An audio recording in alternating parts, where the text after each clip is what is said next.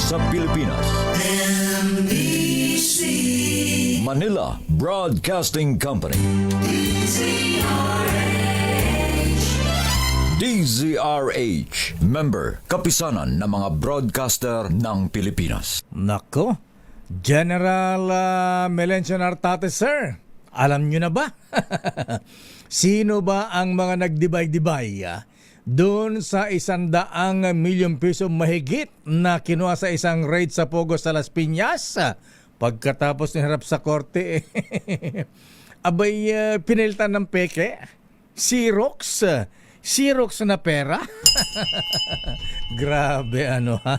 Abay ang ilan nating kapulisan natuto sa budol gang.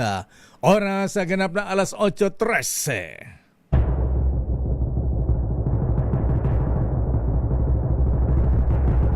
And the Golden Dove for Best Public Affairs Program Metro Manila goes to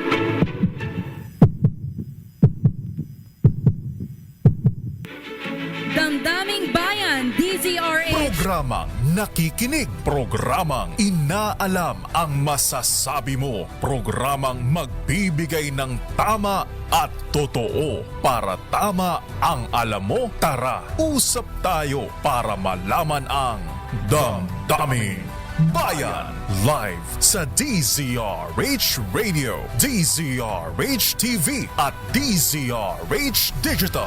DZRH Damdaming Bayan. Kasama sina Lakay Deo Macalma at Sister L Elaine Apit. DZRH Damdaming Bayan. Damdaming Bayan. Hoy mga kuyang abay full tank na nyo. Dahil ngayong araw po ng Martes mabigyan na isimula na. Yan sinasabi natin, Mr. President, abay kailangan pong maramdaman ang pangil ng pamahalaan. Abay ngayon po ay ipapatupad na. Ayan, abay gobyerno na ang nagtatakda ng presyo ngayon ng langis. 24 pesos and 95 centavos per liter ngayon mahabigin ang bawas kada litro ng crudo o diesel. Galing. Sana noon pa, Mr. President, at may kaakibat pambanta ngayon abay yun daw mga oil companies na hindi daw po susunod. Ayan, sa direktiba ng pamahalaan. Siyempre, ang magpapatubad niyan itong si Energy Secretary Sharon Garin. Buti pa itong si Garin, kahit pa paano, may tapang, Hindi katulong pilitan niyang si Lutilla. Nasaan na ba si Lutilla, Ayan, parating sinasabi noon na butit may natauhan din ang, ang palasyo mahabigan dahil nung una, ala daw magagawa dahil meron tayong oil deregulation law. Ayan, kahit na meron ng deklarasyon ng National State of Energy Emergency, pero mukhang napagmuni-muni rin. Ayan, yan ang mahirap pagka hindi abogado ang ang executive secretary natin. Kung nandyan si Apo Lucas Bersamin, baka siguro noong pa na ipatupad ito. Ayan, kaya lang may magagaling na mga abogado itong mga taga-executive secretary. Yusek Jesse Andres, andyan ka naman bakit ngayon lang? Ayan, ngayon po mabigyan may banta pa ngayon na ang mga oil companies na isusunod, abay may multa. Ayan, at meron pang kulong. Talaga meron pang kulong Pero halimbawa lang kung may mga violation kayang ganyan, kaya ba si yung big boss ng Petron? Don Ramon San Miguel Ang? Si Ma'am ng Shell? Lorelai Kiambao?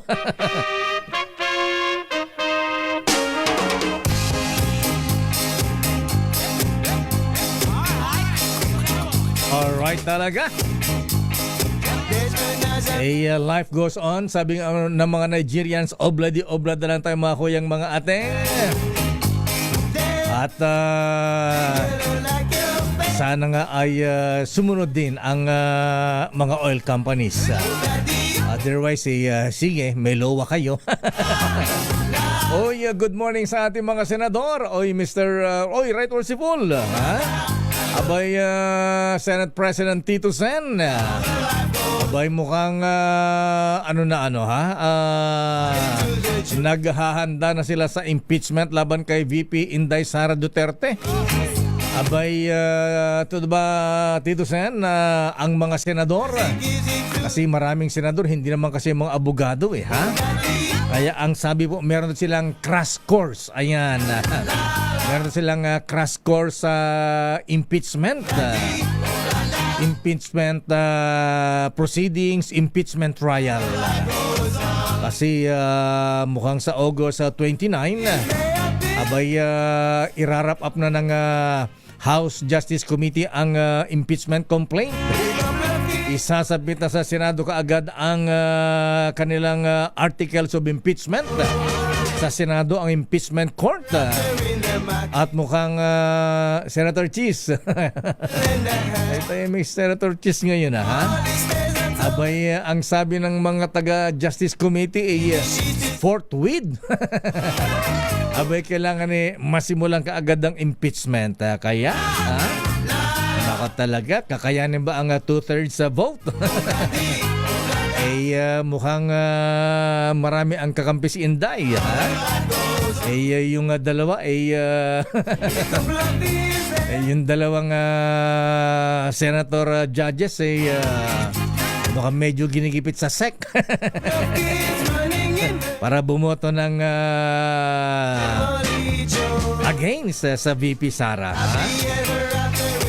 Oy, good morning mga classmates. Abay, maganda ito ha. Abay, bago ito, very merciful Sunny ha. Si DepEd Secretary Sana Angara ang sabi po ay abay, kakaiba ang mga nasa elementary at high school may trimester na rin. Parang college ha. Abay, bagong school calendar ng 2026-2027. May tatlong 3 stages daw ha. Pero in short, mahibigan parang parang trimester yan ha, sa college Pero sabi ng mga classmates, abay, mainam yan ha. Mga bata ha, alam niyo kung bakit?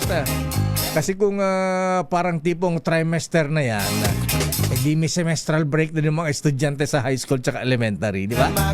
Diba? Maganda-ganda yan. Ay, naku, good morning. Congrats nga pala kay Pangulong Bonget, ha? Ayan. Magandang umaga Malacanang na imbagabigat po Presidente Bonget, ha?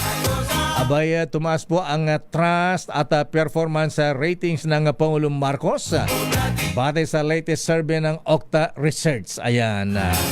Kaya lang ba't ganito? Parang sakto-sakto lang. Alam niyo kung bakit? Abay, mga ating tumaas ng 4%. Ayan. Ang trust at performance ratings ng Pangulong Marcos. Pero si VP Sara bumagsak. Alam niyo ba kung ilang points, ilang percent? 4 points din.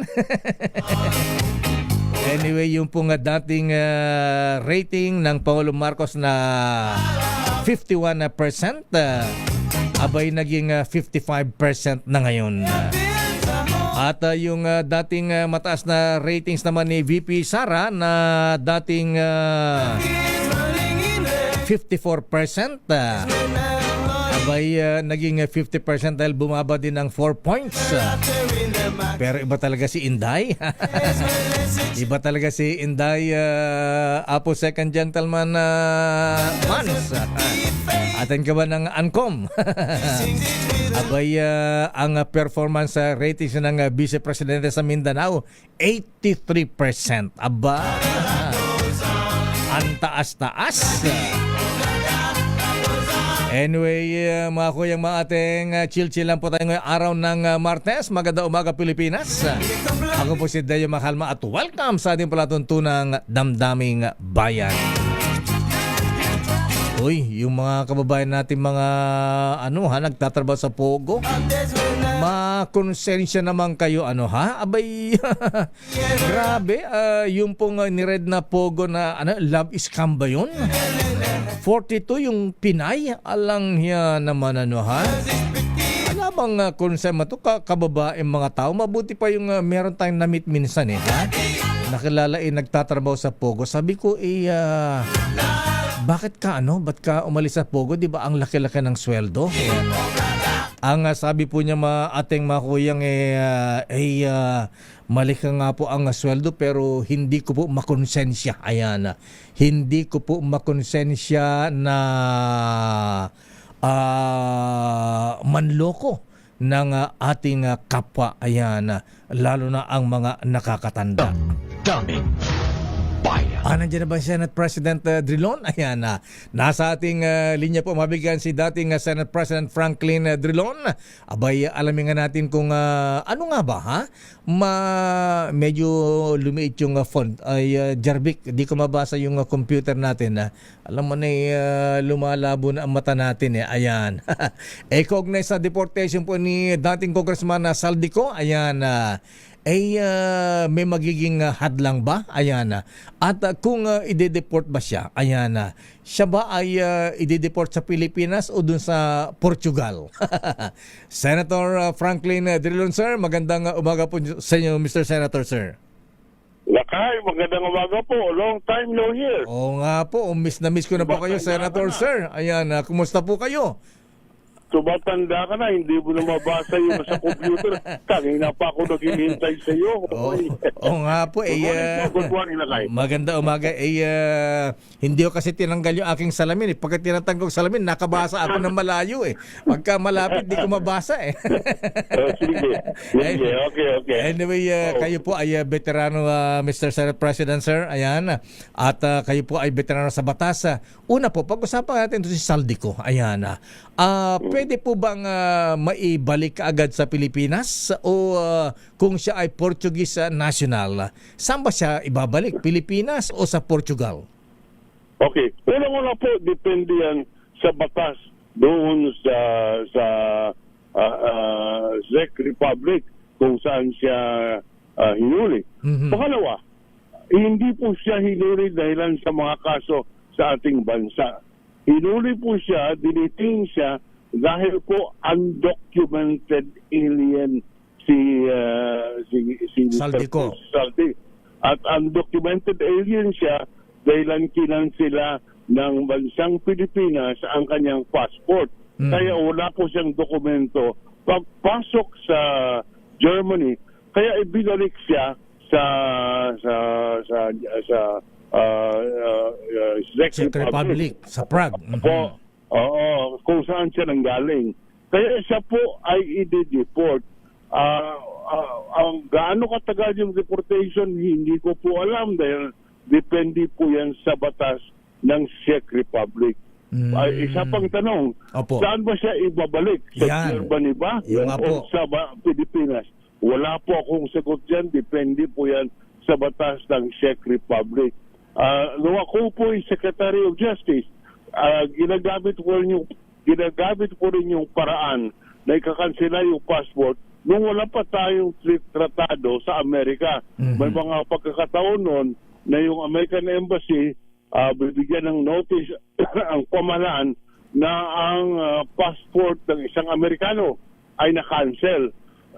Kaya kung nasa Pilipinas siya po ay undocumented alien dahilan sa yung kanyang pasaporte na siyang nagpapatuloy na siya po ay Amerikano ay nakansela. Kaya po dinideport natin siya doon kung saan siya nanggaling, usually sa Amerika naman. Dahil yung ating batas ang sinasabi, pag ikaw ay hindi pinayagan pumasok sa ating bansa, ibabalik ka kung saan ka ba nanggaling. Ito po nanggaling siya sa hindi ko alam kung saan siya nanggaling at hindi ko alam kung ano ang patakaran sa Czech Republic kung siya po ba'y maibalik sa Pilipinas agad or sa kung saan siya galing sa Germany. Tapos po, hindi ko alam ang proseso. Pwede po i-apila ni Saldico ang kanyang deportation or exclusion mula sa Czech Republic. Pwede niyo po bang i-apila? Hindi ko alam kung anong patakaran doon.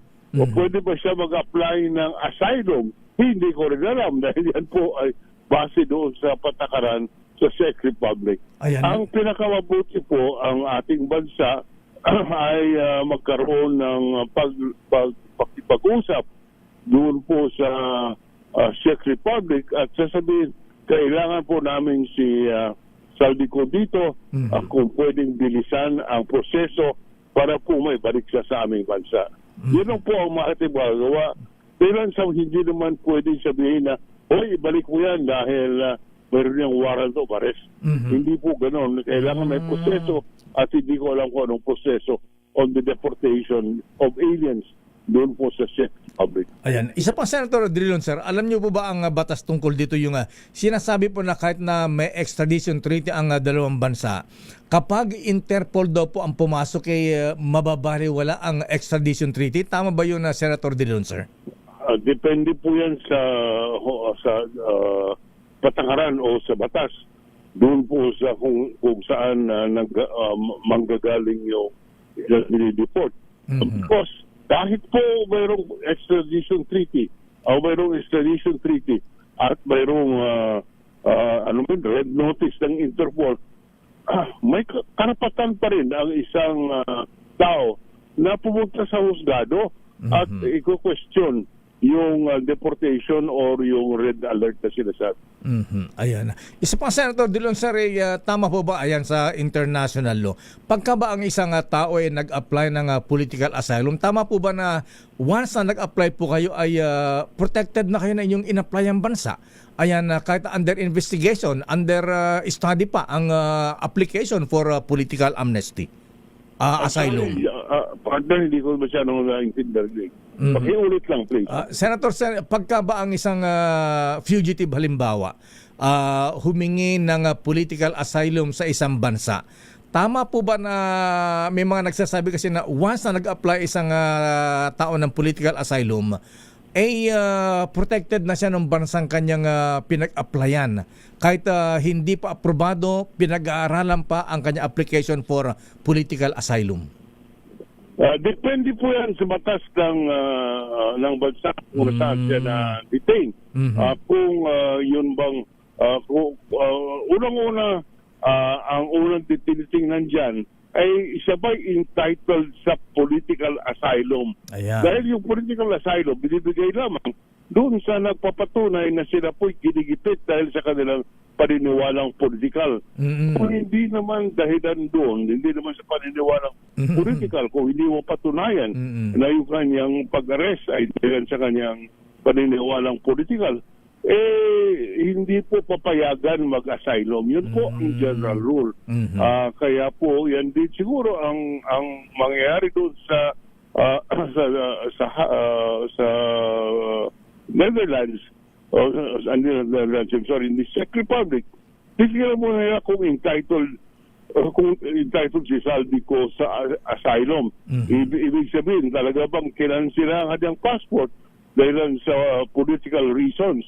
Yan po ay nasa husgado ng Czech Republic upang suriin at pagdesisyonan.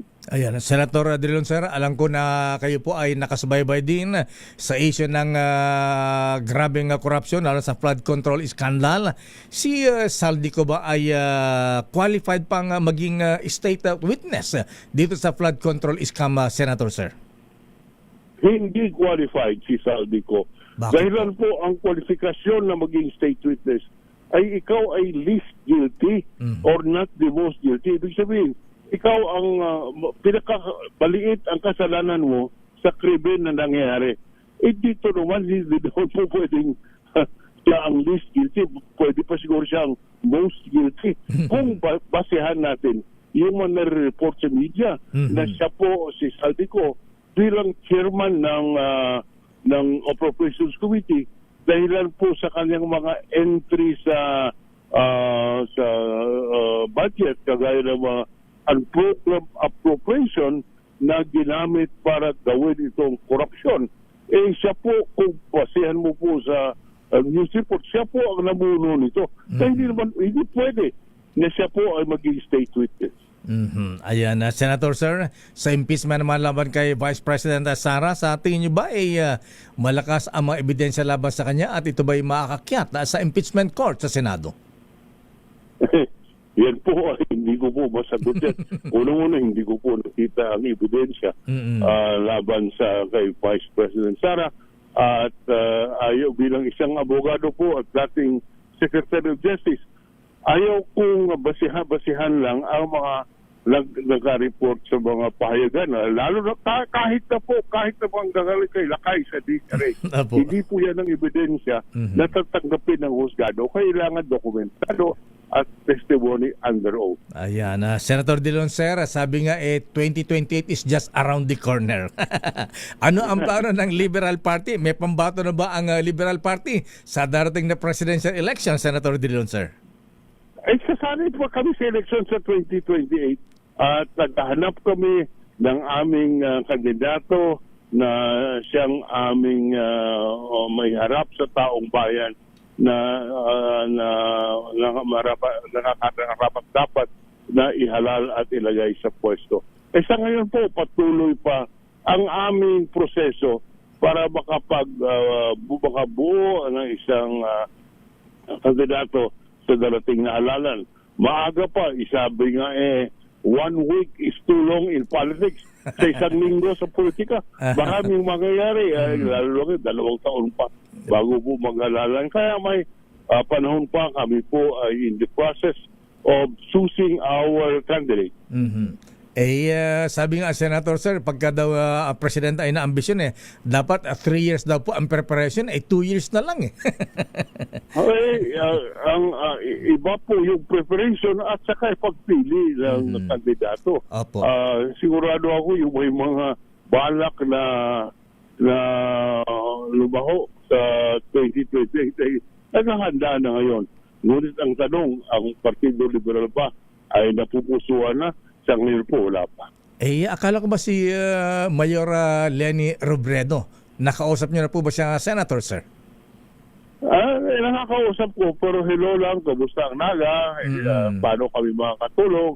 Wala po kami, ayaw niyang pag-uusapan ng politika dahil ibig muna ni Mayor Leni na mag-concentrate sa kanyang tungkulin bilang mayor ng Naga bago po ang politika pag-uusapan. Wala bang Leni Kiko, Leni Bam o Leni Risa tandem? Wala po, walang ganon. Pwedeng Grilon, Lakay, yun. Senator De Leon, sir, ayan, ano sa tingin nyo? Kung hindi po ma-impeach ang VP Sara, siya ba talaga ang woman to beat pagdating ng 2028, Senator, sir? Kung ang eleksyon bukas, siya po siguro nakakalaman. Ngunit ang sabi ko kanina, mas haba na 1 linggo sa politika, 2 taon pang bago mag-2028, marami pang mangyayari. Kaya wala po, hindi po natin masasabi na si Sara na ang susunod na Pangulo. Ayan. Kayo po, babalik ba sa politika sa 2028? Paano?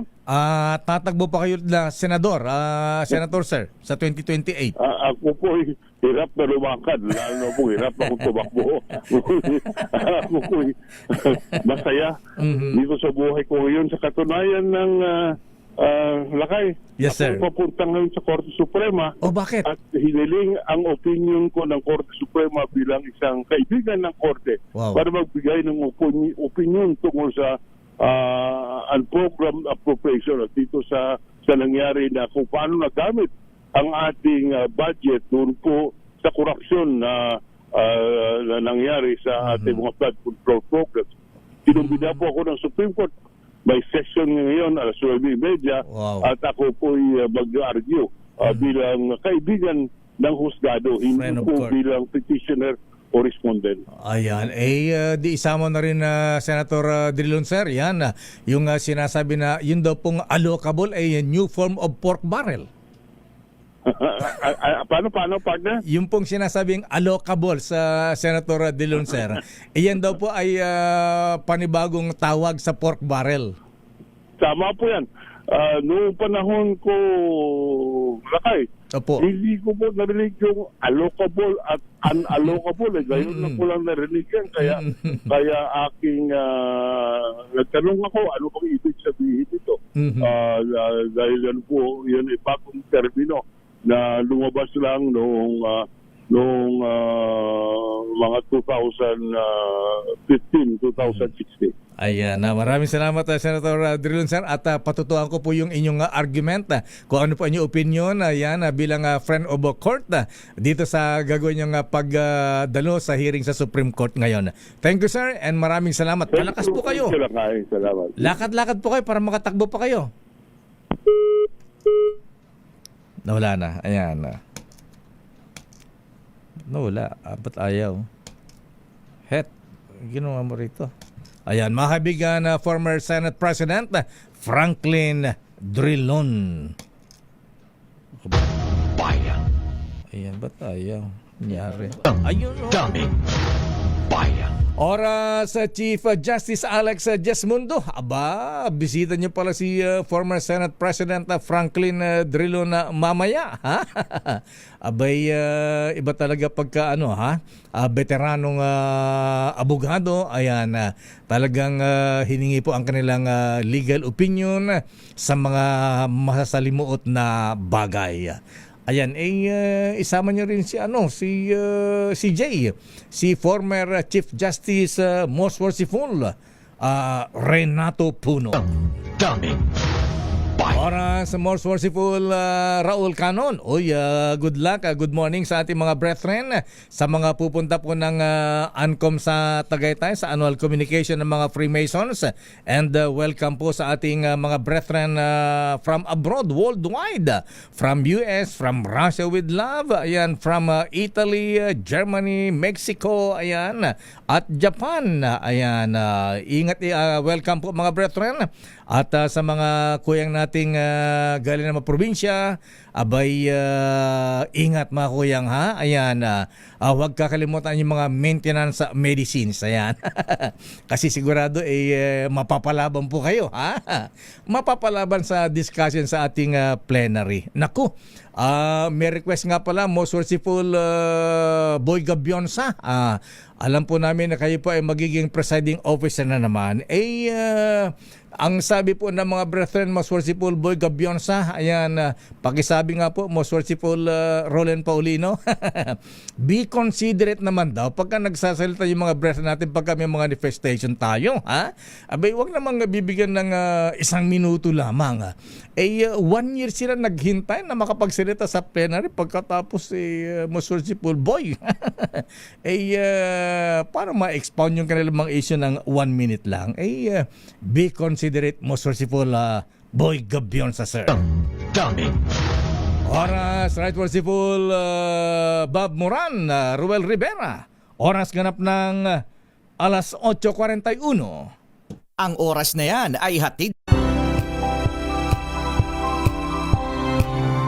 Talagang marami palang sumusubaybay doon sa espesyal na balita natin kahapon na yung bang 120 million pesos mabigyan na kumpiska sa isang pogo operations dyan sa Las Piñas. Abay, nung bilangin sa korte yung pera na magkaroon po ng kaso mabigan, abay 9 million na lang yung tunay na pera. Yung 111 million pesos peke. Sinirox na bond paper. daming bayan. Saan napunta yung mahigit 100 milyon mula sa Campo Crame? Ako, saan na custody, ha? Abay, sino nag-divide dyan? Daming bayan. Oras, Sister L.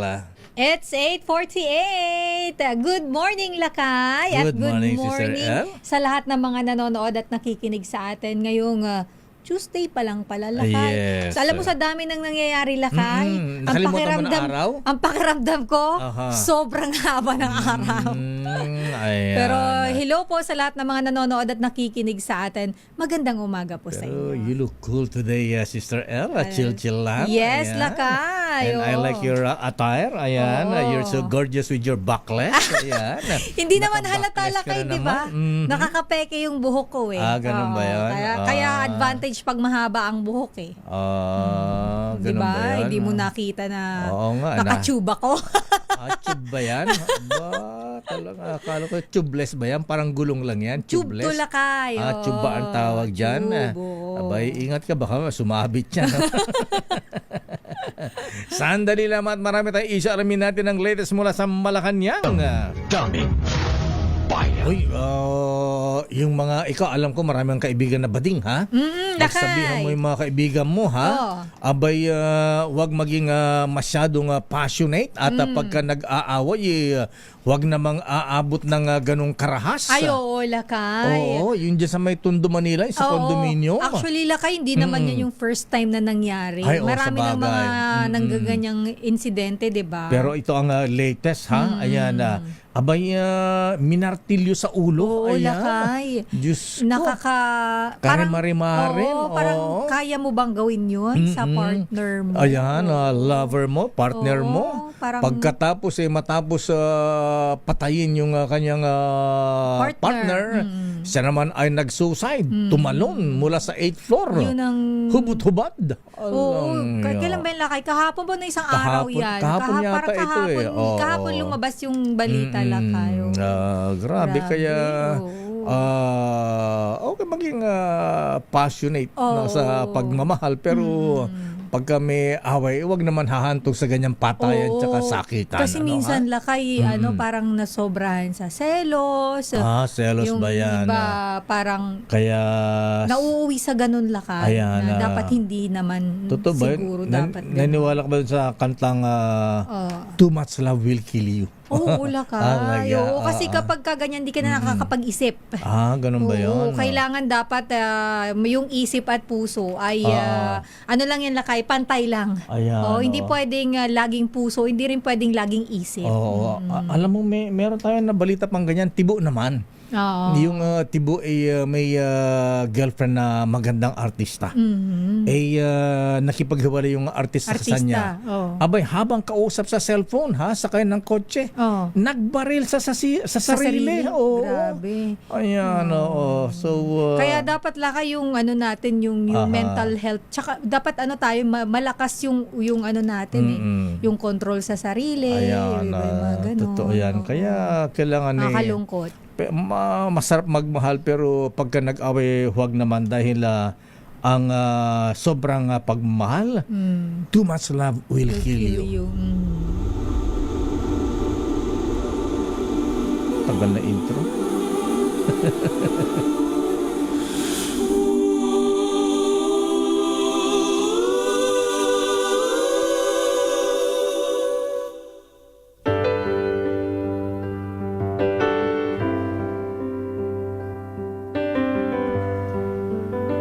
Haba naman ang pasakal yan ito. Dapat, Just the pieces Ayan. of the man I used to be.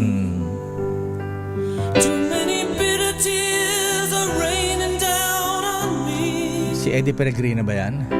I'm far away from home, and I've been facing this alone for much too long. I feel like no one ever told the truth to me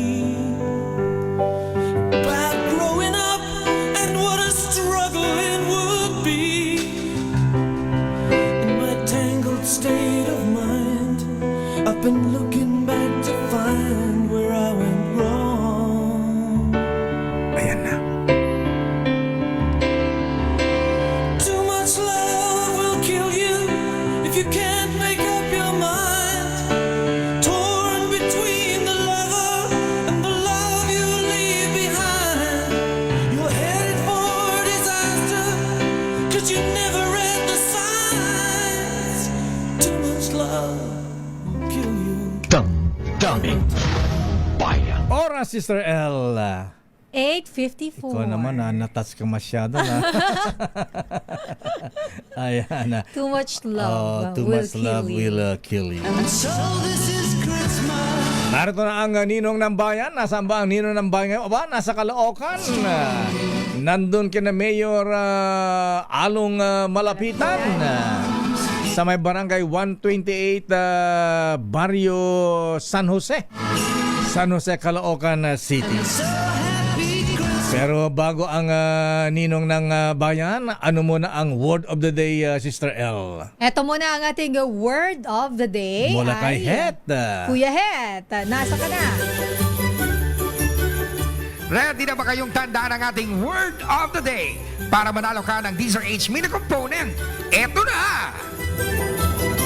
Naku, sandali lamang magagalit sa atin ng Malacanang. May report pala si Let Narciso, kahapon pa naka-standby. Andyan na lakay. Pangulong Bongbong Marcos muling pangunahan ang Uplift Committee meeting sa Malacanang. Aba, dapat nga Mr. President ibalik nyo yung yung sinimula ng tatay mo nun, yung every Tuesday nung araw may cabinet May meeting. Lalo ngayon may panahon po tayo ng crisis, Mr. President. Ayan, alamin natin, lalo ginagamit pa ang pangalan ni First Lady ngayon. Ay, Ayan, oo, lakay. Grabe sa mga talaga. scam. Grabe Ayan. talaga yung mga scammer lakay. Grabe, Gagawin lahat ng paraan. Ay, sinabi mo. Sandali lang mga Sherwin. Alamin natin ang latest mula sa Malacanang. Aris 14. Let Narciso please come in. Miss Let. Lakay, Sister L, muling magpupulong ang Uplift Committee ngayong araw sa Malacanang. Pangungunahan ni Pangulong Bongbong Marcos ang meeting kasama ang ilang miyembro ng gabinete. Inaasahang pag-uusapan nila ang iba pang mga paraan para mapanatiling matatag ang supply at presyo ng mga bilihin sa kabila ng mahal na produktong petrolyo. Una nang sinabi ng Pangulo na mahirap ang sitwasyon dahil walang katiyakan ang krisis sa Middle East, pero gagawin anya ng pamahalaan ang lahat para maibsan ang pasanin ng mga Pilipino.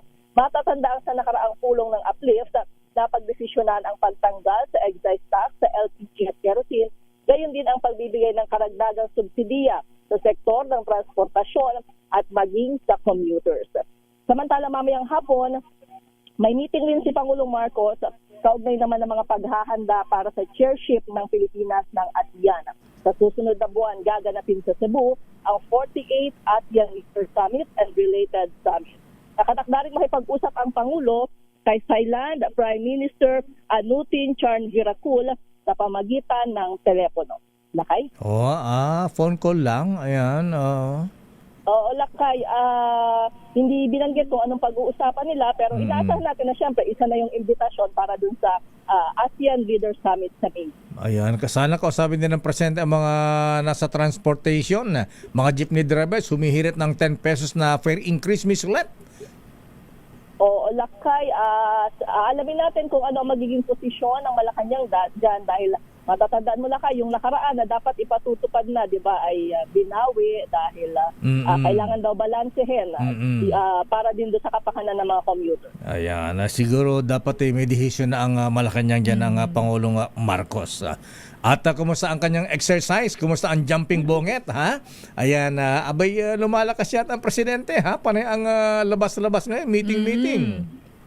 Oo, Lakay. At saka kahapon, di ba, mayroon din siyang mga aktibidad sa labas ng palasyo at maging noong nakaraang linggo. Ayan, palagi ko umiinom na siya ng N+ Gold. Ayan.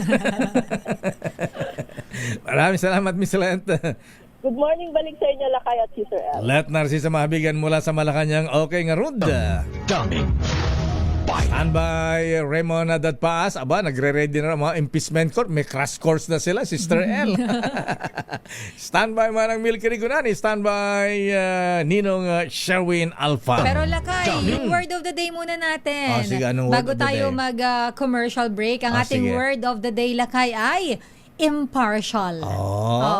Sa Tagalog, wala pong kinikilingan. Ayan, walang Serbisyong pinoprotektahan. totoo lang. Ayan, serbisyong totoo lang. Ayan, At dahil hindi natutulog ang balita, Iba pala yun. Matutuwa si Naigan yan, mga taga si DCWB yan. Ayan, matutuwa si Mr. Goson yan. Ayan, bawal na bawal pa naman sila magbangit ng mga palad sa istasyon na kalaban. Kakumpetensya pala. Ayan, oo. Mortal sin sa kanila yun. Oo, may memo ka. Pwede Oo. namang healthy competition lang lakay. Kaya nga sila, sabi nga, buti pa kayo, nakapanggit kayo ng ganun dito sa amin. Bawal. Alam nyo na kami, chill-chillan, tsaka alam kami security. Grabe ka! Ay, sorry po, sorry. Bad! Ganun lang. In Ilocano, awan iti pampanigan na, awan iti kampihan niya. Ayan. Basta awanan iti panig. Okay, Ayan. sa Cebuano lakay, dili mo pabordong. Pastilang yun. Daming bayan. Oras, Sister L. It's 8:59.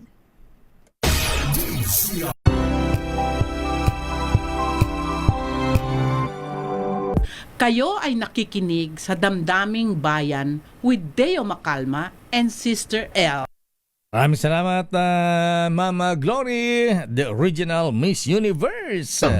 Daming bayan. Oras, Senate Secretary Dong Mendoza, Noble Sir. Oras, Sister L. 9:05. Oras na para tawagin mo ang ninong ng bayan mula sa Caloocan. Ang ating ninong ng bayan ay nandyan sa Barangay 128, Barrio San Jose, Caloocan City. Ninong Sherwin. Ninong.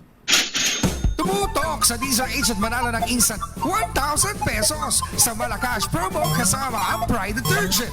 Malakasan ang makinig at manood sa DZRH! Narito na ang ninong bayan, Sherwin Alfaro mula sa Caloocan.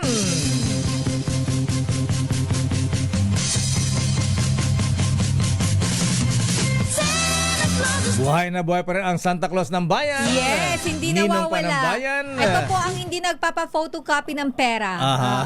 Yung kanyang pera ay lihitimo Ayan, galing sa Bangko Sentral ng Pilipinas. Ayan, may bagong lipunan yan. Aba, sinong kasama dilaw na dilaw? Aba, meron tayong kasama, Dilawan. Taga-Liberal Party ba ito? Ang ganda ng color ng damit nila, Kay. Blue and yellow. Diba? DZRH. Ayan, kulay ng DZRH yan. Yes. Ninang Sherwin, sino ang ating kasama ngayong umaga? Sino yan, Sherwin? Yes, lakay at Sister L, sinugod tayo ng Dilawan sa barangay San Jose, Barrio San Jose, dito sa Caloocan City. At magandang umaga po, pangalan nyo? Fermin T. Chavez. Si Tatay Fermin na kanina pang Fermin madaling Chavez. araw nakatutok sa kanyang taxi dahil siya nagpapasada ng 9-star taxi. Aba, pati taxi kakulay ng Mukhang hindi mahilig si Tatay Fermin sa yellow. Yellow. Yan ba uniform nyo, Kuya Fermin? Hindi po. Hindi ba? Fermin, naka-yellow ka ba, Kuya Fermin? Machi-machi. Talagang favorite color mo talaga ang dilaw. Favorite color. Favorite niya ang yellow. Ayaw ng kulay hangin, ha? Ayan. Okay nga, Rod. Ayan Si Tatay Fermin ba ay matagal na po kayong nakikinig sa DZRH? Matagal na po, matagal na. Kahapon pa. Kahapon pa. May mga kilala kayong anchor dito sa amin, Tatay? Marami po, marami. Marami. Ayan. Sa bagay, taxi lakay, madalas siya nakikinig ng radyo eh. Kanina ka nakikinig, siguro nakikinig kay Kabayan, Ayan, kay Mike Enriquez. Ayan. Wala na. Wala na ba? Ayan, Louis Beltran. Ayan, Rick Radam. Ayan. Manong Joe. Mga nasa langit ng mga binatang. Sinong madalas mong pakinggan sa DZRH, Kuya Fermin? Sila kay Deo Macalma. Bigyan ka agad na 1,000 si Kuya Marunong sa Fermin. lipsip. Galing talaga ni Paborito Kuya. mo sila kay Deo Macalma at si Sister L. Eto, meron kang 1,000 pieces. Maraming salamat. Lakay Deo Macalma at Elena Pet. Wow, kilala niya ang totoo kong pangalan, lakay. Bicolano ka ba, Kuya Fermin? Bicol po. Sabi ko na nga ba, Uragon Sa Bicol Tabe. Camarines Norte. Cam Norte. Kila, Sina former Governor Talyado. Ayan. Okay, Kuya Permin, dahil Permin kang nakinig sa DZRH, ayan. At ikaw ay taga Bicol pa, kababae mo si Sir L.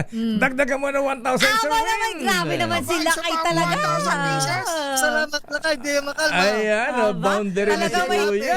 boundary na si Tatay Fermin. Parang nangangampanya to, Lakay. Taas ng Oo, taas. taas ang kamay eh. Iboto sa Senado, Lakay Deo, ganon.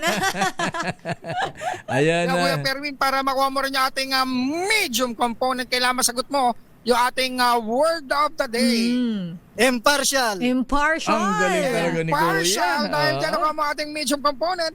Atin sa atin ang Astron, ang official radio set partner ng DZRH, alagang Astron, alagang maaasahan. At syempre meron ka rin grocery mula naman sa ACS at sa DZRH. At syempre, ang pinakamalaki, pinakabago, pinakamabango, ang Pride with Fabric Conditioner, Korean Strawberry Bloom Detergent Powder with Stain Away Formula, 2 kilo yan. Kaya kahit gano'ng karaming labahan, ubos yan. And speaking of labahan, lalong puputi kapag nilaban mo gamit ang Pride, ang pinakabago disenyo na DZRH t-shirt na minamodelan ng kapitbahay nyo may pinakamalalim na dimple. At syempre, hindi lang kuko ang kukutkutin dahil nandito lang bangus, sisig, crackers na iyong snack mamaya. Hatid sa atin ang Regal Foods International, Wala incorporated kay ni Kuya Richard C. Ilan ang anak Ninong mo? Richards yan. Dalawa. Ayan, Dalawa, tama. meron ka na magiging pangatlong anak dahil ang bunso. Aba, may emperador bunso. Ayan. Aba. Maraming salamat Ayan. sa DZRH. Ayan, may Aba. panula ka na sa chichirya mula kay Ninong Richard C. Kuya Permin, ha? Meron ka bang maraming emperador salamat. bunso Maraming salamat. ngayon? Ayan. Pero Pero, malaman kung kumakandidato to, Lakay, o yung pusa na ano sa mga kotse, yung gumagalaw lang yung kamay. member yata ito ng piston o kaya KMU. Tatas ang kamay. Taas ng kamao. Ayan. Ayan. Mukhang doon niya na i-express ang kanyang sarili. Kuya Permin, yung emperador bunso, ha? Mamaya mo na itagay Oo, yan pagkatapos ng pagkagarahe na. Alagaan mo pagkarbar na, na. Lakay, mamayang gabi bubuksan. Ayan. Lakay, Deo. Pampatulog. Mamayang gabi, pampatulog. Yan, tama. Okay, Ngarud, Kuya Permin, maraming At salamat ako, po. Lakay, hindi lang yan, may dumayo pa. May Aba, tumayo may rito tayo na pa. nakatune May sa humabol DZRH ba? May pangalan. humabol. Nelson Aba. Supal po. Nelson Supal. Taga-saan ka dito sa San Jose? Sa Barangay 130 po, Tagaytay Street po. Aba, Sa Tagaytay pa. Dito lang sa Nasa mabilang Tagaytay, layo kalsada. Nakatune in ka sa bahay. Opo. Kaya pala, Aba. Lakay, dumayo Kaya rito. pala dumayo dyan, nakatune in eh. Eh, Madali nga po ako. ayan. Aba. Oo. Dahil dyan, Ninong, magbibigay ka ba? Ay, Lakay, ano? Bigyan mo ng 1,000 si Isa Kuya. yun, Nagtatakbo din, pa. Ninong Hindi. Sherwin. Sino pinakikita mo ano sa tuwing umaga? Yung dalawa po, una po sila... Dos por dos. Sila Si Anthony. Anthony at saka si Jerry Baha. Ayun. Ayun. Tapos si Deo Makalma. Ayan. Ay, dito mo sila Kala ko makalimutan pa eh. Oo, babawiin yung 1,000. Deo Makalma, Lakay. Ayan. Salamat po. Maraming Ayan. salamat, Kuya Nelson. Thank you, Kuya Nelson. Ayan, At saka Kuya sa mga Nelson nais mo Yabut. na ng 1,000 pesos, lagi tumutok sa DZRH. Baka ka na sa start dating winner sa DZRH Malacash promo, kasama ang Pride Detergent. RH number 6, Sherwin Battle Faro DZRH, una sa Pilipinas, una sa Pilipino. Maraming salamat, Ninong Sherwin. Abay, sa sunod. Salamat kay Tatay Fermin at kay Tatay Nelson. Nelson. Ano dyan? Yabot ba? Hindi pala. Nakalimutan ko. Basta si Tatay Nelson. Si Nelson Yabot pala, Kuya Oli ay general pala yun. Ayan. General Nelson Yabot. Ayan. Good morning. Kumusta ka na, sir? Ayan. At Sherwin, susunod damihan mo ng pagdadala ng Emperador Bunso. Ha? Ayan. Para medyo marami-rami ang maging masaya. Yes. At masaya si Dr. Mera Plato na nagbe-birthday ngayong araw. Ha? Ayan, magpapainom daw siya ng hindi lang Emperador Bunso, Emperador Junior pa. Aba. Happy birthday, Dr. Mera Plato San Pedro. Ayan. Pagbati mula kay Kong Adora Plato at kay Ka-Girly Plato ng Bulacan. At happy birthday din kay retired Navy Lieutenant Commander Sel Cabingan. Aba, si Mr. Martinez. Happy birthday, original Mr. Martinez. Yan ba yung pumunta rito? Yes, ayan. Ayan, katropa ni the late Senator Pong Biason yan. Ayan.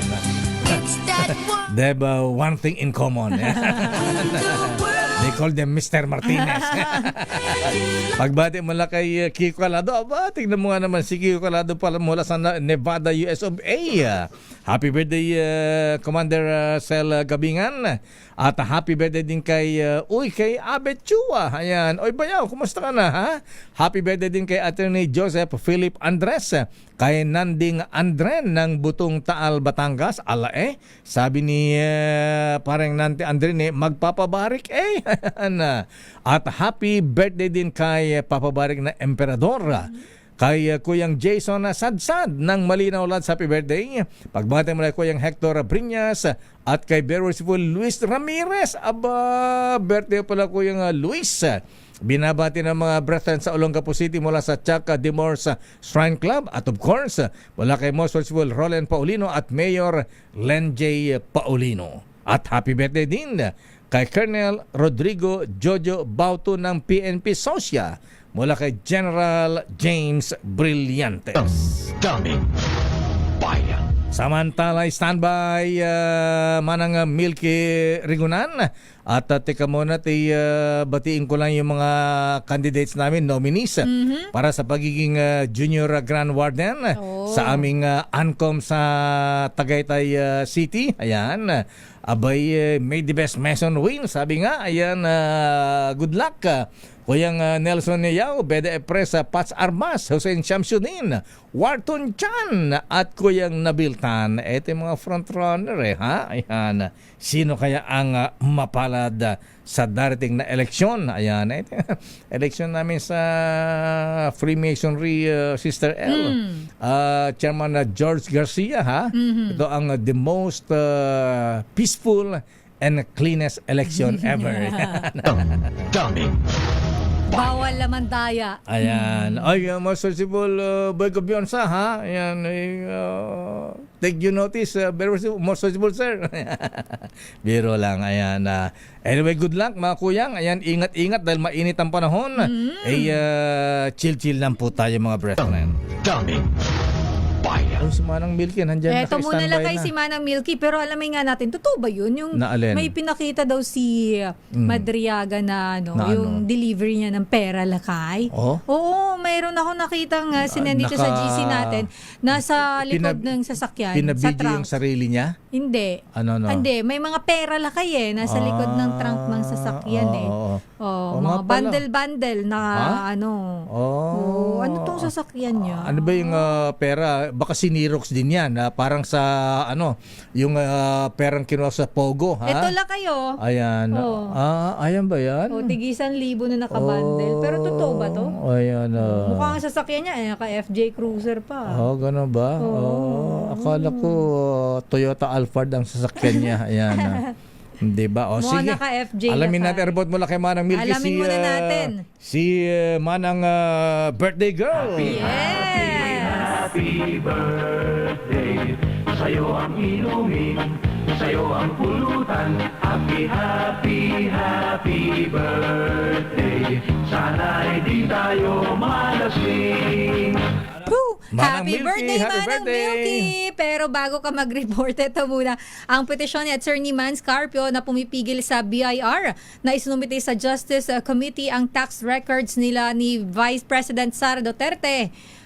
Moot and academic na ayon yan kay Congresswoman Louie Strong. Detalye balita mo, RH12, Milky Rigunan. Manang Milky, happy birthday! Ang advance sila kay talaga, Sister El, no? Bumati. Siyempre naman. Siyempre, kami pa ba? Alam ko, duty ka sa linggo, kaya dapat maramdaman na namin. Ha? Ayan, Oo. Kailangan ang blowout mo, Manang Milky, ay forthwith. Ayan. Forthwith?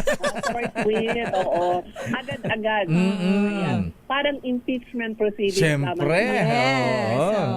At pag-uusapan ng impeachment na isumite na daw ng Bureau of Internal Revenue sa House Justice Committee ang mga tax records ni Vice President Sara Duterte at Mr. nito ni Attorney Manasseh Scarpio. Para kay Batangas Representative Jervil Luis Trot, Chair ng House Justice Committee, moot and academic na ang petisyon ni Carpio sa Quezon City Regional Trial Court. Sa petisyon ni Atty. Carpio sa Quezon City RTC, hinihiling na pigilan ang BIR na isumite ang mga dokumento na ipinasubpina ng House Justice Panel bilang bahagi ng impeachment proceedings. Ay kay Luistro, agad na tumugon ang BIR sa request ng komite at noong April 14 hearing na isumite na ng BIR ang mga tax records sa mag-asawang Duterte Carpio. Sabi ni Luistro, ang impeachment proceedings bukas lakay, Sister L.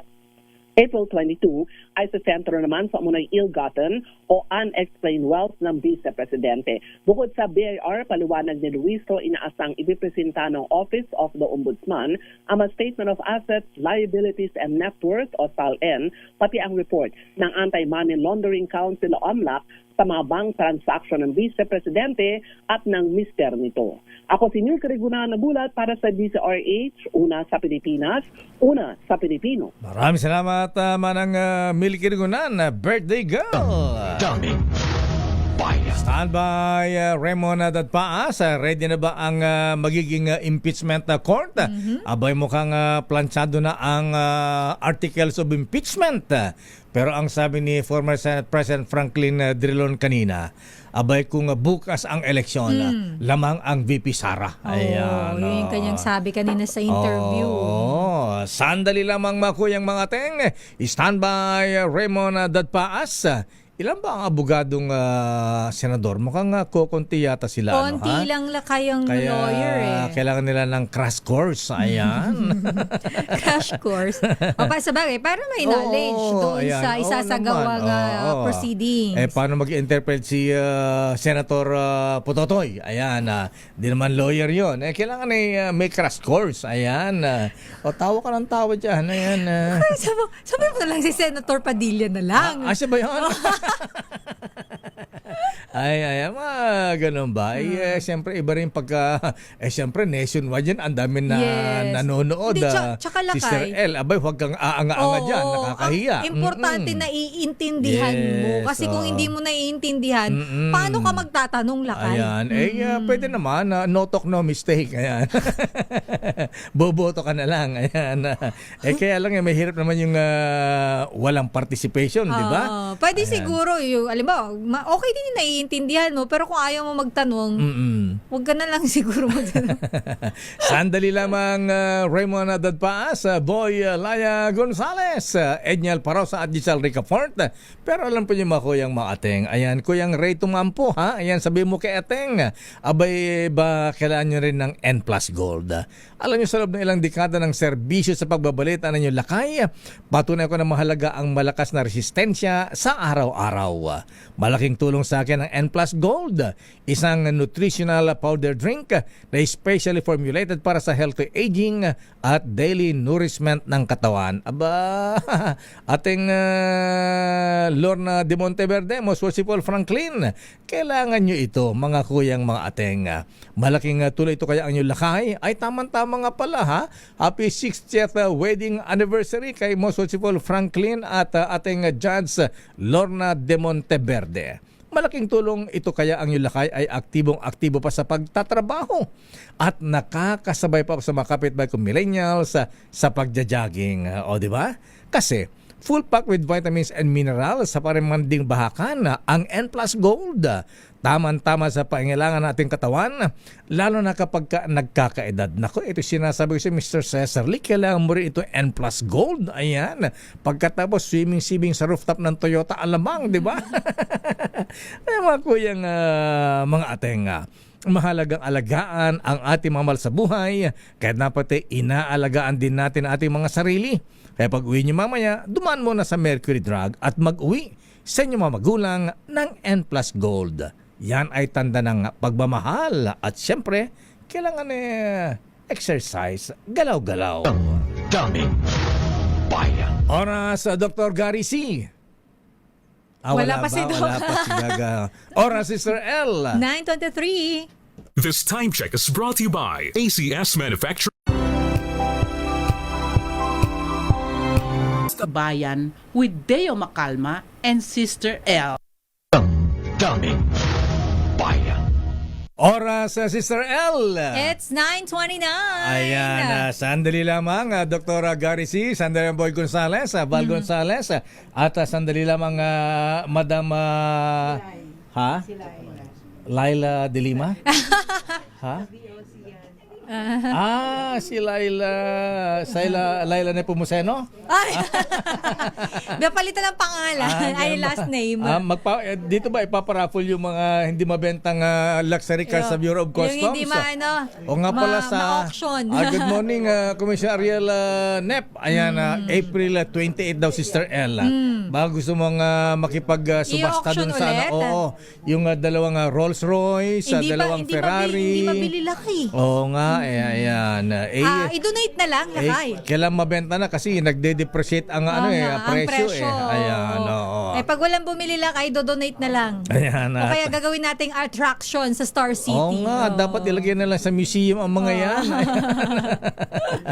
Sandali lamang, Boy Gonzales, standby Val Gonzales, at batiin ko lang si Morsipol Dr. Pacifico Boy Anyag. Ayan, kuwasa na Kuyang Jimmy Camino. Ayan, Kuyang Resty De Leon. Abay, palay ko ang tsema ulit ng Elecom natin sa Ancom ay si Morsipol Dr.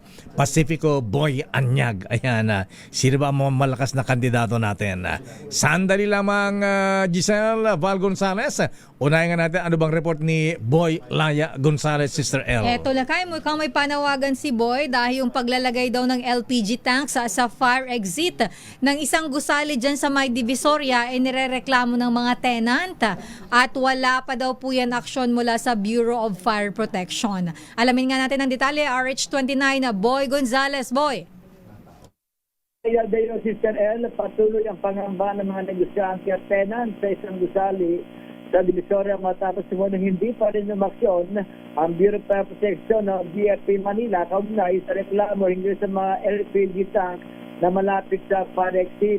Ayon kay Barangay Chairman na Sencio Lagamayo, hanggang sa kasalukuyan ay wala pa rin aksyon o pagdaraos man ng inspeksyon ang BFP Manila sa Ledesma Building sa kabila na naunang pag-uulat na sa insidente noong nakalipas na Biyernes.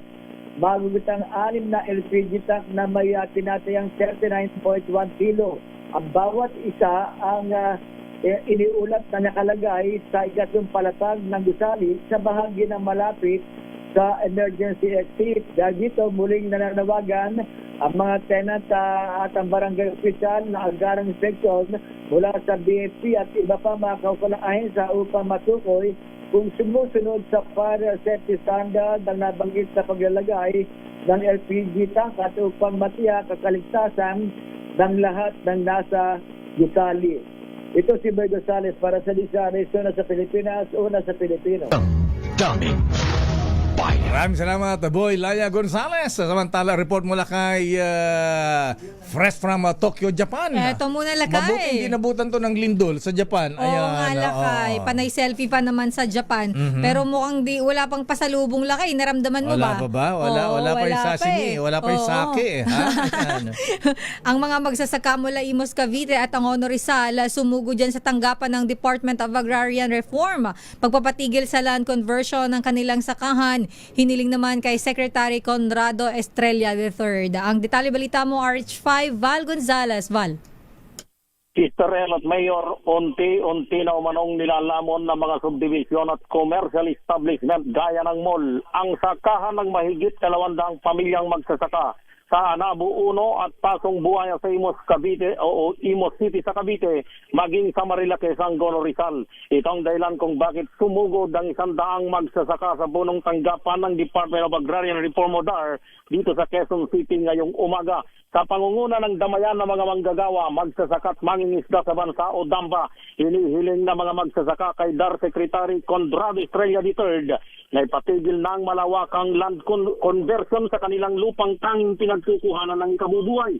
Git ng grupo, walang dialogong isinagawa sa pagitan ng mga apektadong magsasaka sa nabanggit na probinsya na pawang saklaw ng DAR Regional Office 4A. Nagtatakang mga magsasaka kung paanong nabigyan ng permit to conversion ang 75 hektaryang lupa sa Imos at 49 na hektarya naman sa Angono na pawang irrigated at irrigable na lupang sakahan ng mga mahihirap na mga residente. Giit ni Sammy Malunes, ang tagapagsalita ng grupong Damba, agarang maglabas si Secretary Estrella ng cease and desist order, imbestigahan ang kaduda-dudang conversion order at ibalik ang lupa sa mga benepisyaryo ng Agrarian Reform Program. Giit ni Malunes, dapat kumilos agad ang DAR upang patupad ang CARP at pigilan ang iligal na paglalabas ng conversion order na pumapabor sa malalaking negosyante gaya ng Ayala Land Corporation. Nananawagan din ang grupo na sibakin agad ang 4 na opisyal ng DAR Region 4A na umanay sangkot sa anomalya. Nais naming maimbestigahan ang 4 na opisyal ng Region 4A. Itong Regional Director na si Asuncion, Parpo ng Cavite na si Dubongco, at si Atty. Yunin ng Rizal. At kasama na si Marjorie Aison. Sila ang kumita dito sa mga illegal conversion na ito. Dahil ang irrigable at irrigated land ay bawal i-convert. Kailangan sibakin sila sa lalong madaling panahon. Sila yung instrumento sa katiguan ng land reform sa Pilipinas. Nais namin ito dahil dito'y nagbabala itong mga magsasaka na magpapatuloy pa ang mas malalaki pa nilang kilos protesta at itutulak nila ang congressional inquiry kung walang konkretong aksyon mula sa tanggapan ng DAR. Ako si Val Gonzales, DZRH, una sa Pilipinas, una sa Pilipino. Maraming salamat, Val Gonzales. Domo arigato, Val Gonzales-san. Ayan, pasalubong san. Maraming salamat. Abay, Apo Secretary Condring Estrella, abay, pakiaksyonan po itong reklamo ng ating mga magsasaka. Samantala, report mula kay Giselle. Nako, eto pa ha, sandali lamang het na. Abay, halos 100 jeepney drivers nagtigil pasada, nagkilos protesta sa Baclaran, Parañaque. Arrest number 15. Giselle Ricafort, please come in. Giselle. Lakay, halos 100 mga jeepney driver yung nagtigil pasada sa rutang Baclaran, Mabini at Harrison. Bitbit yung mga placard, nagsasagawa sila ngayon ng noise barrage sa bahagi ng Service Road, Rojas Boulevard. Panawagan nila alisin yung excise tax sa diesel, i-rollback sa 55 piso ang kada litro ng krudo, ibasura ang oil deregulation law at 10 pisong taas pamasahe kasabay ng 1,200 piso na family living wage. Tanong ni Wilfredo Cano, ang Vice President ng Piston Pasay City, ilang chopper o rider pa ang kailangan mamatay sa pila ng ayuda bago sila pakinggan ng gobyerno. Tinawag ng Ningas Cubon yung pamahalaan na saka lamang anya nagbibigay ng kagyat na tulong kapag may nakakahuna silang kasamahan. Pakinggan natin. Kami na ring driver ang namamatay sa pagpila sa ayudang yan. Ang sinasabi nila, iisa-isahin. Hanggang ngayon, tukod ang gobyerno. Ilang pamilya pa, ilang manggagawa pa, ilang mga tsuperbang mamamatay bago ibigay ang hinihingi ng bawat driver. Ubusin muna kaming driver para matugunan ang pangangailangan namin. Kami na ng driver.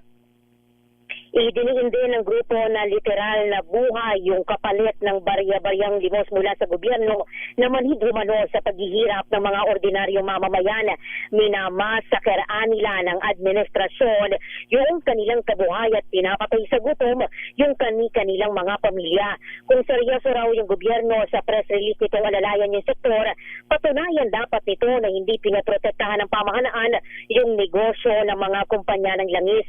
Sa ngayon, hindi pa naman ramdam yung tigil pasada dito sa area.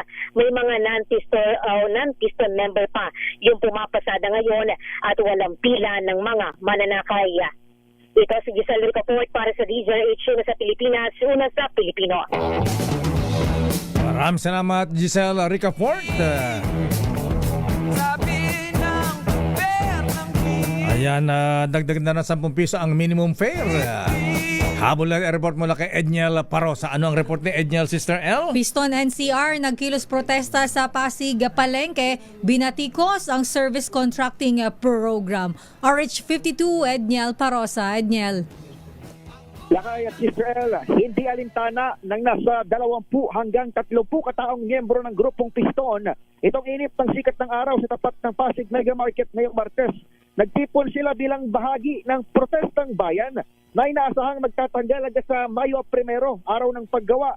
Kahit epektibo na itong higit 20 pesos na rollback sa diesel ngayong umaga, kinalampag pa rin ang Piston National Capital Region pamahalaan sa kulang umanong aksyon para maibsan ang krisis. Hindi rin bilib ang Transport Group sa service contracting program na inilunsad ng Department of Transportation kahapon para bigyan sana ng subsidiya ang kita ng mga tsuper kapalit ng discounted na biyahe sa mga mananakay. Paliwanag sa DZRH News ni Kuyang Eli Villena, pinuno nitong Piston NCR, pili lamang ay sinasama sa naturang programa at hindi kasama rito ang mga kagaya nilang hindi naman nagpasailalim sa Transport Modernization Program. Paglalarawan ni Villena, pinag-aaway at iniinggit lamang ng Service Contracting Program ang mga tsuper at operator na mas piniling hindi magsuko ng kanilang prangkisa sa mga kooperatiba. Pakinggan natin siya. Buwan doon sa sinasabi nilang service contracting na yan, na parang pinag-aaway-aaway lang kami talaga ng gobyerno. Piling-pili lang nila, ilan lang ang kinukuha. Kung talagang para sa amin yan, sana dapat lahat ibinibigay sa amin ang proyektong yan. Pero ilan lang ba? Sa isang ruta may 4 na piraso, may isa, may 2, ganyan. Tanga ng kanilang placard at naglalaki ang speaker na may music. Parawagan din ng Piston NCR ang tasawd sa mga manggagawa. Hindi man sila nanghaharang ng mga bubiyaheng jeepney. Mapapansin ilang mga motorista naman, kahit private motorist, nagpapakita ng suporta sa kanila sa pamamagitan ng pag-aabot ng kakaunting barya. Ako si Edniel Parrosa, nag-uulat para sa DZRH. Una sa Pilipinas, una sa Pilipino. Daming bayan. Maraming salamat, Edniel Parrosa. Ayan, nakaon din mga jeepney drivers natin, Sister L. Nungalakay. Ay, nako. Bati mo natin yung mga taga Department of Foreign Affairs Consular Office sa Olongapo City. Uy, nakatune in sila sa atin. Hello po, good morning. Sina Kuyang Daniel Tanwangko. Ayan, Kuyang, good morning. Ayan, kita-kits sa ating ANCOM sa Tagaytay. Sandali lamang, Dr. Gary C. Hoy, binabati natin si Kuyang Manny Laksamana, very full ng Craftsman Garments and Verdure Corporation. Pero alam mo, Dr. Gary C, alam kong ikaw ay mainit. Ayan. Mainit kasi literal ang init na po ng panahon ngayon. Summer sa na. Sa init ng panahon ngayon na Dr. Gary C, ha? Kailangan natin ng pampalamig dyan, ha? Pero kung sa init din lang ng pagmamahal, kailangan ni natural yan. Para natural ang happiness, kaligayahan. Kaya dapat express love naturally gamit ang honeymoon tea. Suabe. Yes. Kita mo. Kasi may tagla itong natural herbs na tumutulong upang maipadama at maipakita mo iyong pagmamahal sa natural na paraan. Ginigising nito architect ang init ng iyong damdamin, making it tonight honeymoon. Isa pa, ang honeymoon herbal tea ay mabibili sa mga suking butika sa halagang 90 pesos bawat sachet. Sulit na yan. Mabibili yan, Dr. Gary sa Mercury Drug, Watson, Southstar, TGP, Generica, at iba pang butika. At pagka nasubukan mo ang honeymoon herbal tea para express love naturally, para mo nang sasabihing isa pa.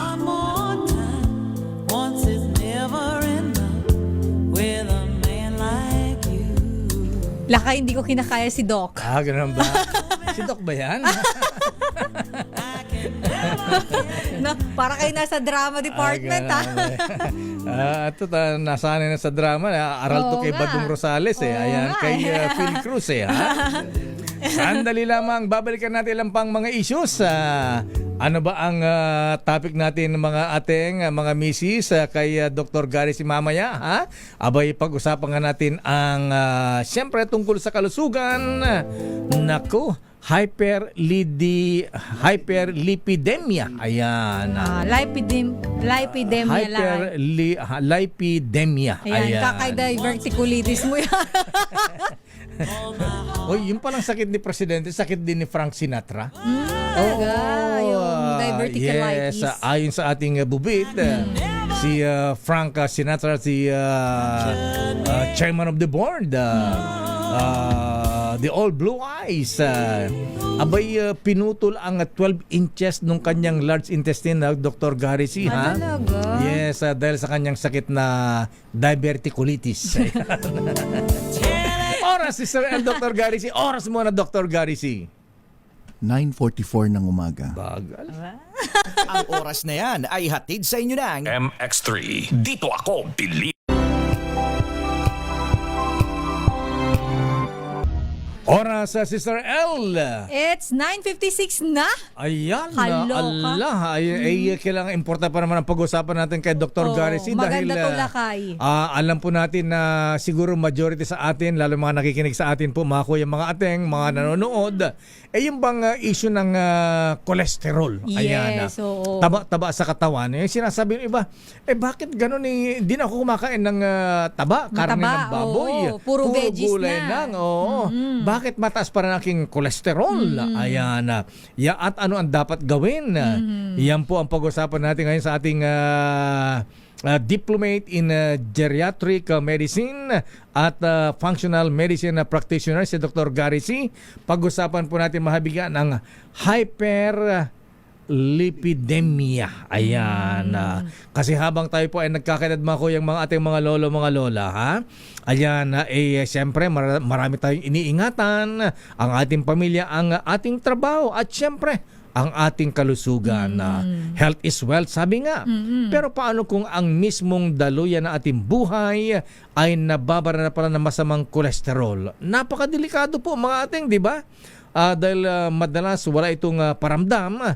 Kaya naman para bigyan tayo ng liwanag tungkol sa hyperlipidemia, makasama natin ating kaagapay at gabay sa kalusugan, si Dr. Gary C. Hi, Doc Gary. Good morning. Morning, Welcome Doc. back. Hello at good morning sa iyo, Lakay Deo, and kay Sister L, at sa lahat ng mga nanonood at nakikinig. Ayan, Good morning. Doc, ayan, ngayon ko lang yata napasadahan itong hyperlipidemia na ito. Ha? Isa pang ibig sabihin, cholesterol lang pala yan. Cholesterol, oo. Medical term. Yes. Ano ba talaga ang nangyari sa ating maugat kapag sobra ang taba ng ating dugo, Dr. Gary C. Ha? Alam mo, Lakay, yung term na hyperlipidemia, ang tinutukoy dito ay yung pagtaas ng taba or increase ng fat. Yung hyper is mataas, then lipid is yung mga taba.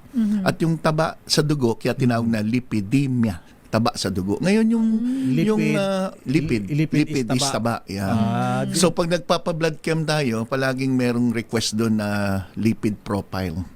Yung lipid profile ay ang laman niyan ay yung total cholesterol, yung tinatawag na HDL or high density lipoprotein or good cholesterol, yung LDL or low density lipoprotein or bad cholesterol at triglyceride. Yan yung apat na chine-check dyan sa lipid profile test sa dugo.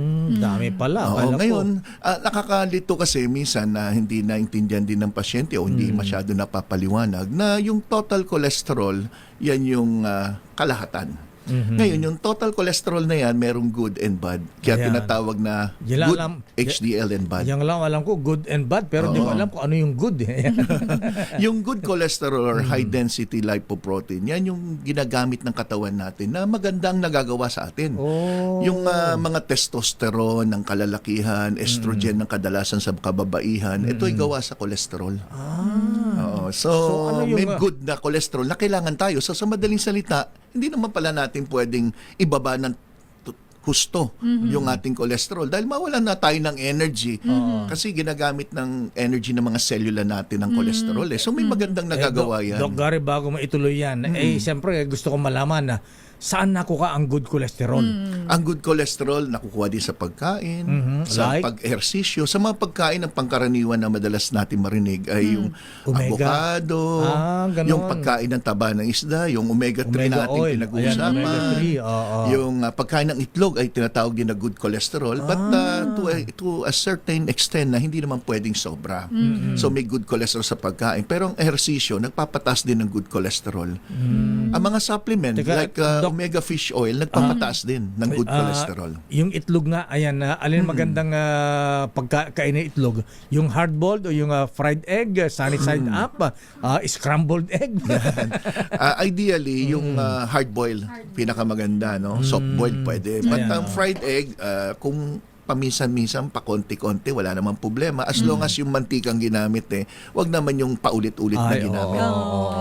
Then, ang triglyceride naman ay isang uri din ng taba na kadalasan yan yung na-imbak sa atin sa mga bilbil natin. Yan yung bad cholesterol yan. Iba yon. Ang bad cholesterol ay iba sa triglyceride. Ang triglyceride, isang uri din ng taba. Na naman yan yung na-store sa ating mga bilbil, sa mga cellulites ng mga kababaihan kadalasan. Ano yan, good or ginagamit bad? din natin yan. Good sa isang banda, nagagamit ng ating katawan as energy, pero pag nasobrahan, doon nagkakaproblema. So, ang cholesterol at triglyceride, hindi naman kontrabida palagi. May magandang nagagawa, but kung sobrang taas at mataas yung bad cholesterol kaysa doon sa good cholesterol, ito'y pwede magkaroon ng tinatawag na pag-iimbak o pagbabara sa ating mga ugat. Kaya karamihan sa mga senior, pag sila'y nagpa-x-ray o kaya chest x-ray o kaya ECG, minsan may lumalabas atherosclerosis aorta. Ibig sabihin na niyan, pagkipot ng ugat at isa sa dahilan ay ang pagkakaroon ng mataas na bad cholesterol and triglyceride. Alam mo, Lakay, eto nabanggit ni Doc yung good and bad cholesterol. At ang lagi nating pinagbibintangan dyan, Doc, common, yung kinakain natin. Kinakain natin matataba, mamantika. Pero, Doc, bago tayo pumunta dun sa mga sintomas, senyales na dapat nating bantayan kung mataas na ba ang ating bad cholesterol. Doc, ano pa ba yung mga factor bakit tumataas ang cholesterol ng isang tao? Maganda yung tanong mo, Sister El, kasi ang alam natin lahat, yung kinakain natin ang dahilan. Yes. Bagamat isa yan sa dahilan, may iba pang mga dahilan. So, maski na yung pasyente kong senior na napakapayat na, halos di na kumakain, mataas pa rin ang kolesterol. Bakit nga ba? Because ang isang factor ay yung kinakain. Bagamat yan yung masasabi natin palaging pinagbibintangan, kain ka na kasi ng kain. Pero pwede rin na yung isang tao na under too much stress, na nahirapan ng atay. At ang atay, nagpo-produce ngayon ng cholesterol din. So, merong mga tao, mataas ang cholesterol, hindi na silang kumakain ng bawal. But yung nagpapastress sa atay, ano man yun, maaring kinakain mo o maaring iniinom mong mga alak o kung ano man, pwedeng yun na magbigay ng pagtaas ng cholesterol nyo. Gawa ng atay, yung cholesterol. Atay? Ang atay nagpuproduce ng taba? Yes. Cholesterol? Pati ang sugar, pati ang diabetic na under stress sila sa pang-araw-araw, maski na kumakain na sila ng tama, pwedeng yung sugar nila tumataas, uncontrolled pa rin because yung liver nagpo-produce ng endogenous o yung panloob na sugar. Ganon din yung panloob na cholesterol. At meron namang iba na sa tinatawag na familial hyperlipidemia. Ibig sabihin, nasa lahi nyo na yung mga dapat kailangan ng katawan mo ay wala. Na pinamana siya, wala ka nung enzyme na yun o yung pantunaw na yun ng taba. Kaya tumataas palagi ang kolesterol mo.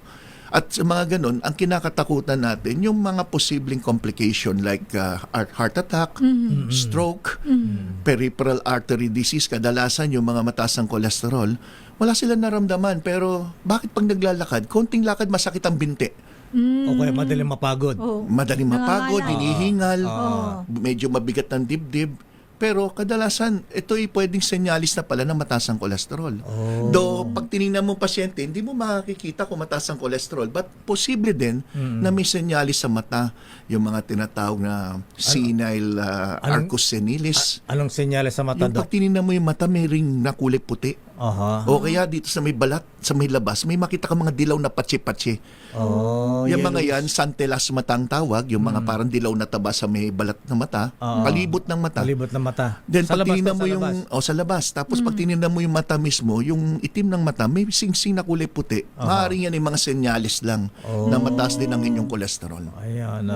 Yan yung physical na makikita mo. Pero sa pangkalahatan, hindi naman natin nakikita yung chest pain, hindi natin nakikita yung leg pain, pero yun na maaaring maramdaman. Pero Doc, alin ang mas in a scale of 1 to 10? Alin ang mas nakapag-produce ng taba?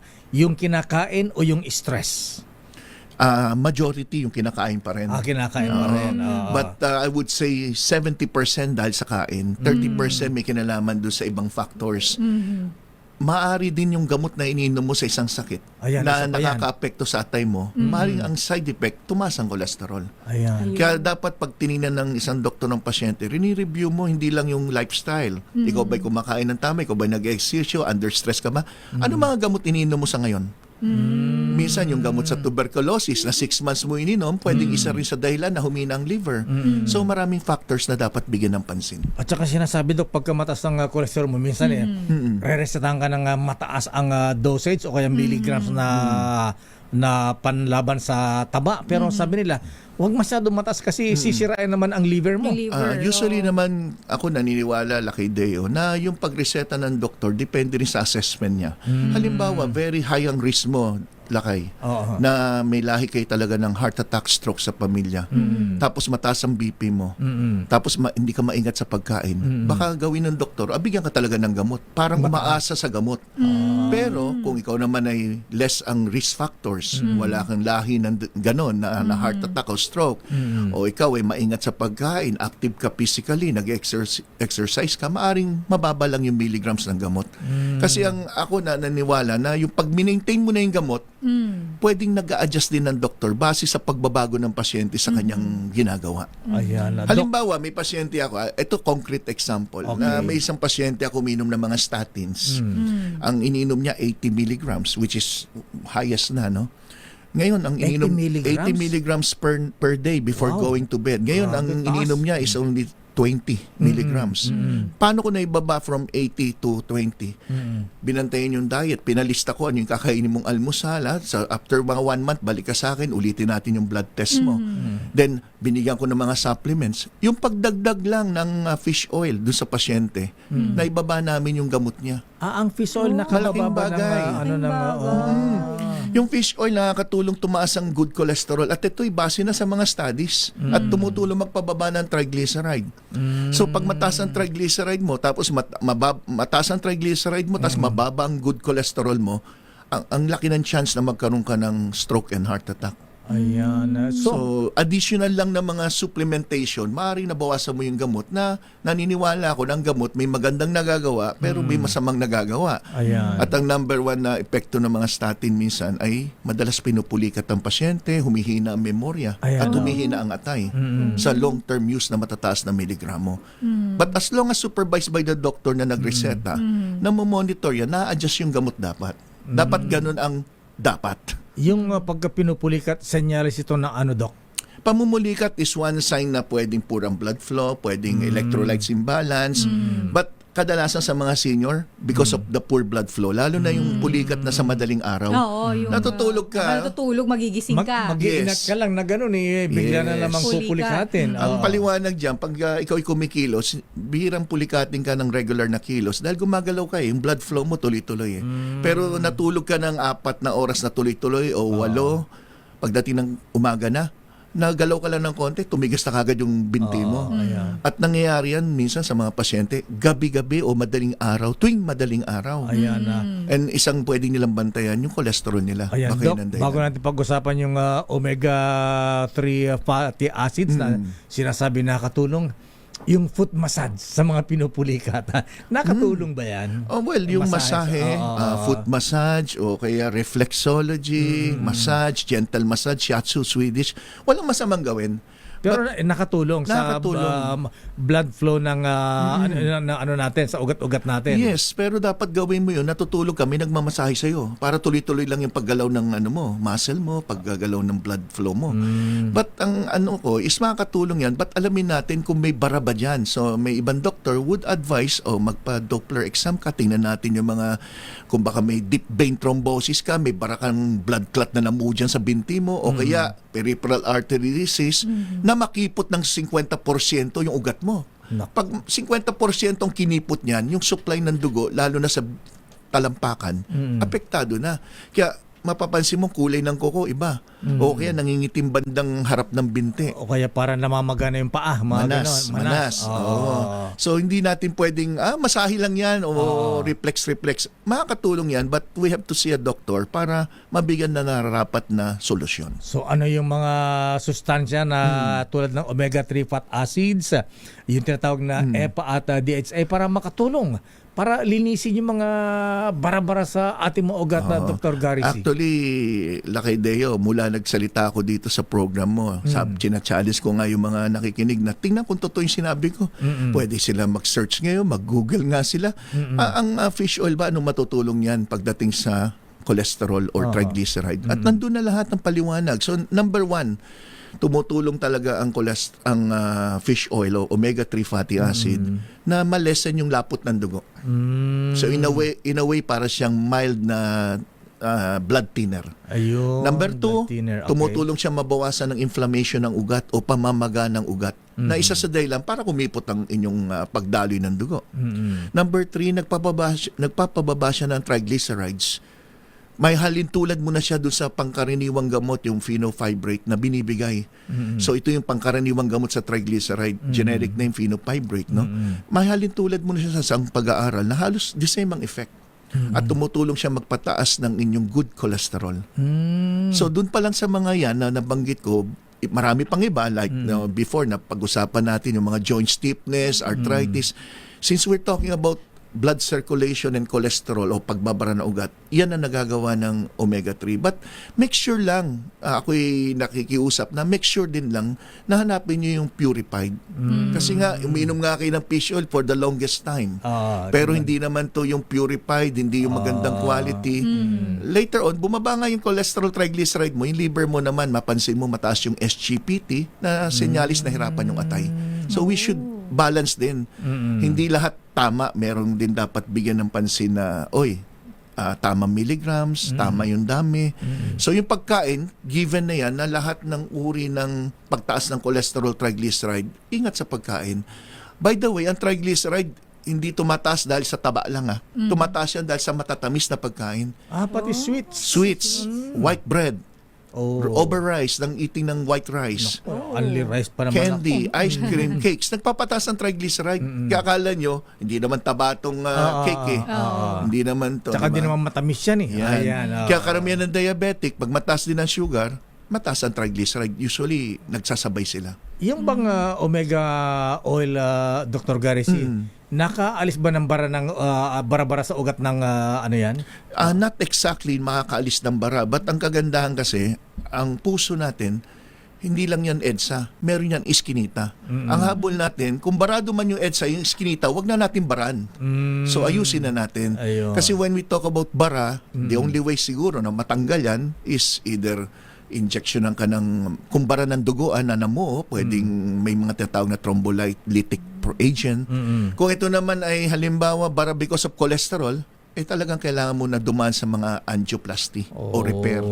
So I believe na kung tayo mag-iingat, may mga pasyente may bara sa puso na ayaw magpa-opera sa anuman dahilan, pero buhay pa. Pero mahal kasi, opera pa lang, ospital na lang, doktor na lang nenervous yun yung pasyente. Tama, pero buhay pa. Buhay pa. Meaning, meron pa rin ugat na dumadaloy. So yun ang ayusin natin. Kaysa na wala kang gagawin, let's do something by proper diet, exercise, lifestyle modification, and additional of supplements na maaaring makatulong like itong Omega Gold na ating pinag-uusapan, and the medication na binibigay ng kanilang doktor. Yan. May Omega Gold na nagbigay sa akin na Dr. Gary ang pangalan. Oo nga sa akin ilang meron beses din iniinom yun. Morning, afternoon, before going to bed, ano yan? Ang common na daing ng pasyenteng umiinom ng fish oil, malansa daw. So pag dighay Yung daw nila, dighay. parang lansa, isda. Pero yung Omega Gold, inumin nyo may laman o walang laman yan, pwede. Okay. But para maiwasan yung ganun lansa, usually sinasabay mo na siya sa pagkain. Then drink a lot of water. Ayun. Ideally, pag ang Once pasyente, a day, twice a day, thrice pag a day? maintenance lang, yung tipong wala ka naman sakit, gusto mo preventive, once a day pwede na. Once a day. Pero kung kayo ay merong condition sa heart, mataas ang cholesterol, mataas triglyceride, I suggest 2 times a day. Kung kayo may arthritis, yung talagang masasakit yung mga joints, may inflammation, namamaga, dapat 3 times a day. Ano yan? After meal, before meal? After meal na lang. After meal. Pero ideally, wala namang masama after or before. Hindi naman nakakasikmura ang omega fish oil.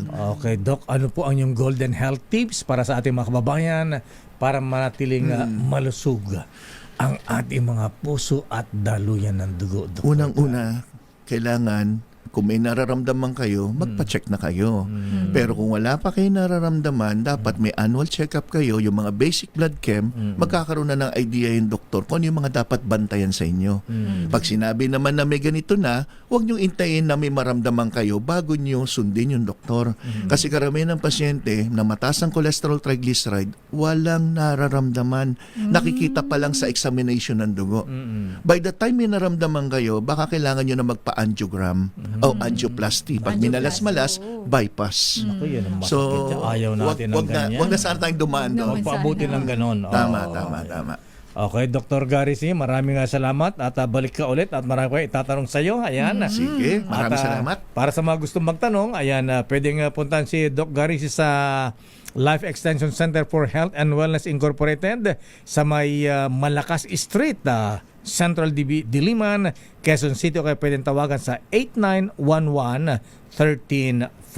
May Ayan. nag-comment nga dito, Lakay, para kay Doc nga itong tanong. Sabi dito, yung wala na daw siyang gallbladder more than 30 years na. Yun ba daw kaya ang dahilan kung bakit mataas yung kanyang cholesterol? Walang kinalaman. Ang gallbladder ay imbakan lang natin yan ng mga bile na ginagawa ng atay, iniimbak sa gallbladder, itong bile na to. Every time kumain tayo, panunaw ng ating kinain. So, it doesn't mean na pag tinanggalan ka ng gallbladder, tataas ang cholesterol niya. Okay. Doc Gary C., may nasagot tayong isa. Thank you, Doc. maraming salamat and good Thank you. morning. Thank you very Hanggang much. sa Thank muli. At yan ang kabuuan natin palatuntunang damdaming bayan. Ako po si Deo Macalma. Sister El po, Elaine Apit. Stay safe. God bless. Susunod na Operasyon Tulong, Wonder Woman, Miss May Binauhan. Bye-bye!